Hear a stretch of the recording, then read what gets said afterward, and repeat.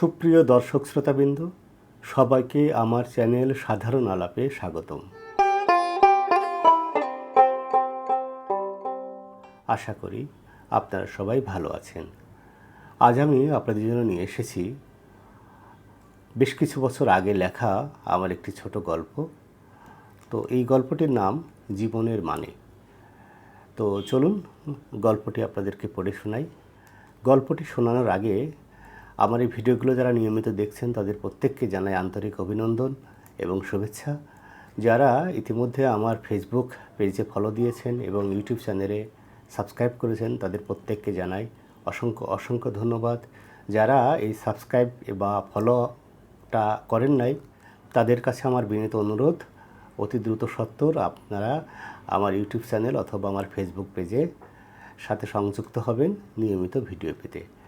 তো চলুন আজকের গল্প জীবনের মানে এটা আপনাদেরকে পড়ে শোনাই। অনেকদিন পর রিক্সা চড়লাম। বাইক কেনার পর রিক্সায় উঠাই হয় না প্রায়। এমনিতে মুরব্বি বা ছোট বালক চালিত রিক্সায় উঠতেই খুব কষ্ট লাগে। তাই রিক্সা খুঁজলে মুরব্বি আর শিশু এই দুই শ্রেণীর রিক্সা চালকদের দেখলেই কোনো কিছু না বলে না শুনেই আমি উল্টা দিকে হাঁটা দিই। কলেজ জীবনের একটা অভিজ্ঞতা আমাকে এমন কুসংস্কার দিয়েছে হয়তো। সে সময় একবার একটা ঢালু রাস্তা দিয়ে উঁচু এক ব্রিজে উঠছিলাম রিক্সা দিয়ে। আমার সাথে ছিল শরীফুল নামে বন্ধু কাম বড় ভাই। একজন জরাজীর্ণ হাড় বের হওয়া রিক্সা চালক, অত্যন্ত বৃদ্ধ, চালাচ্ছিলেন এই রিক্সাটি। আমাদের দুজনকে উঁচু ব্রিজে তুলতে বৃদ্ধ লোকটির শ্বাস ধরে যাচ্ছিল। এমন বৃদ্ধ চালকের রিকশায় ওঠার জন্য আমি শরীফুলকে বকা দিচ্ছিলাম।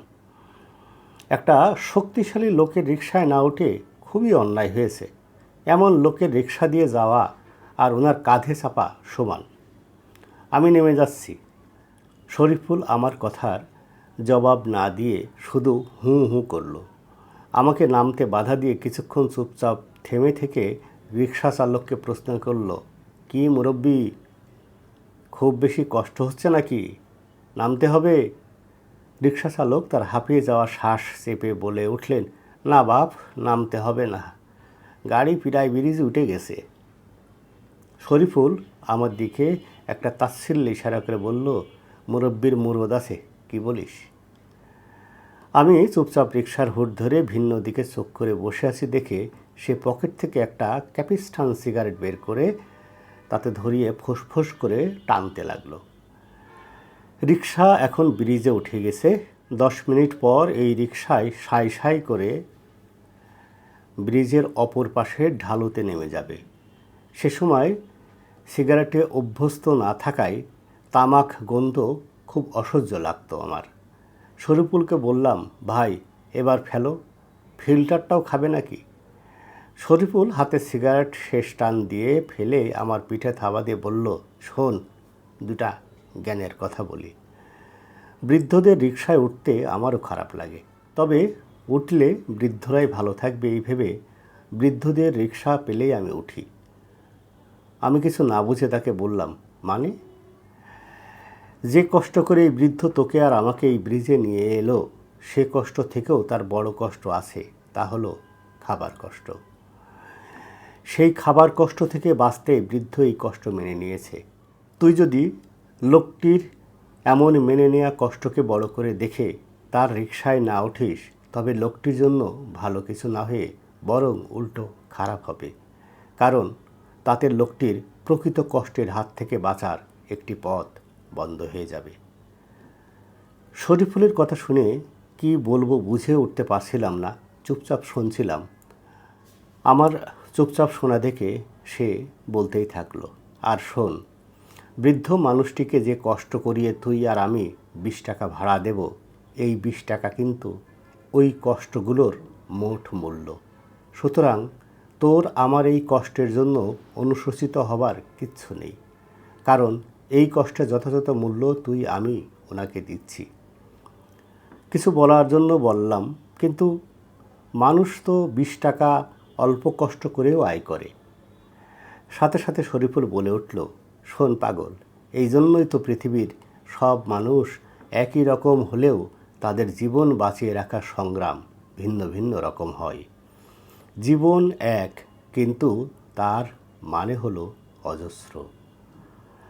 কথাটি শেষ করতেই রিক্সা চালকের দিকে আমার দৃষ্টিপাত করিয়ে দিয়ে বলল, দেখ, মুরব্বির রিক্সায় মোটর ফিট হয়ে গেছে। কি মুরব্বি, কেমন লাগে? পুরা ফুরফুরা না? মুরব্বি চালক ততক্ষণে রিক্সার সিটে উঠে বসেছেন, রিক্সার প্যাডেলে পা দিয়ে চুপ করে বসে আছেন, আর রিক্সা হাওয়ার বেগে ছুটে চলেছে ব্রিজের ঢালু অংশের দিক দিয়ে। শরীফুলের কথায় মুরব্বি কোনো জবাব না দিয়ে শ্বাস টেনে গুনগুন করে গাইতে লাগলো, চলে আমার সাইকেল হাওয়ার বেগে উড়া উড়া। শরীফুল দ্বিতীয় ক্যাপিস্টান সিগারেটে আগুন দিয়ে বলে উঠল, শোন পাগলা, এই হলো জীবন। খাবার কষ্ট থেকে বাঁচতে শুধু যে কষ্টই করতে হয় তা নয়, এমন হাওয়ায় ওড়ার সুখও আছে তাতে। রিক্সা চালককে 20 টাকা দিয়ে যখন ফিরছি, তখন রিক্সা চালক লুঙ্গির কোনা দিয়ে নিজের কপালের ঘাম মুছছিলেন। ওনার চোখের দিকে আমার চোখ পড়তেই মুরব্বি একটা রহস্যময় হাসি দিয়ে 20 টাকা কোমরে রাখা পলিথিনের মানিব্যাগে চালান করে নিলেন।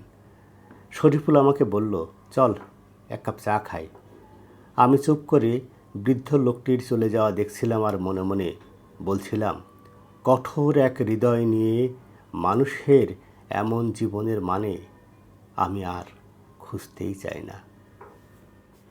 সবাইকে অসংখ্য ধন্যবাদ জানিয়ে আজকের আয়োজন এখানে শেষ করছি। সবাই ভালো থাকবেন। সবাইকে অসংখ্য অসংখ্য ধন্যবাদ।